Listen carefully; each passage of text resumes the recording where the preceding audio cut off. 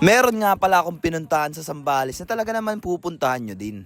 At dito nga lang din pala yan guys sa Mount Mariglem. Sobrang sulit at sobrang ganda talaga dito guys. Kasi tignan nyo naman guys, tignan nyo, sobrang ganda talaga. Yung bundok at yung kagandahan nito ay talagang sobrang bisa at alam kong magugustuhan nyo dito. Talagang sulit yung pagod nyo rito guys, promise. At sa halagang 1,500 pesos ay makakapunta na kayo dito sa Mount Mariglem. At hindi lang yan guys kapag punta nyo rito, meron nga rin po pala sila ritong ilog na saktong-sakto ngayong summer. But putol yun ha. Pero ayun nga guys no, ikikwento ko nga rin po pala sa inyo paano nga po pala kami nakapunta rito. So paano? Let's go! Let's guys go! Enadi shalala and the loja la bari de radirio. In bundok, in the land, in the power, lighting to the shining bright. Yes! Saktong-sakto sa drone, oh. Ganda ng video, guys. Quality in the city, in the good sun. Yeah, let's go. Let's guys go. Yeah. Well, guys, tara na. Nasakay na tayo ngayon sa van. Hello. Van Life Philippines, Pinoy Philippines. Yeah.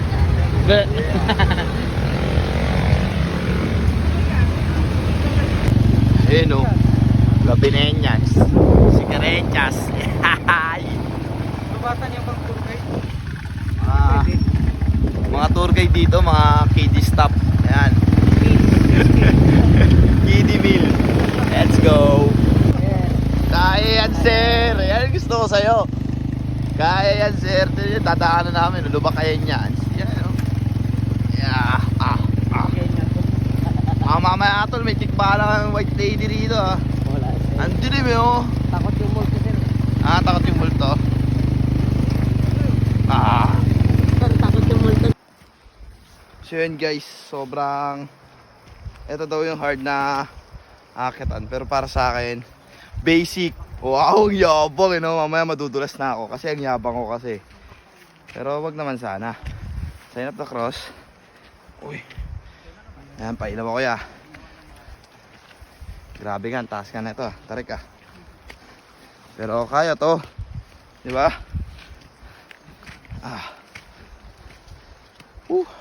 So ayun na nga guys no, nag-hiking na nga pala kami at madaling araw kami umalis. Tapos dito nga pala ako nag-book sa Mataom Escapade Travel and Tour Services. For only 1,500 pesos nyo nga pala ay makakapag-day tour na kayo dito. So ayun na nga din pala guys no, gabi na nga din pala kami umalis nito. Tapos nakarating kami rito ay mga 2 to 3 AM.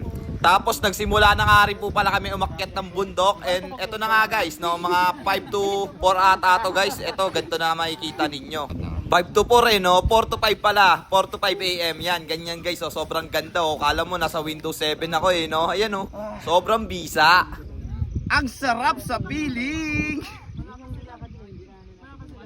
First time ko nga lang din pala makapunta rito guys. Tapos first time ko lang din halos mag-hiking. Ay hindi pala first time guys. First time ko nga lang pala makaakyat sa ganito kataas na bundok. Maraming oras nga din pala bago kami makaakyat dito sa taas. Pero pag akyat mo naman dito guys, talagang worth it din. At tanggal talaga yung mga taba-taba mo sa tiyan. Basta ayun guys, sobrang solid dito. Bundok may manok. Ala, si Ajak TV pala to eh.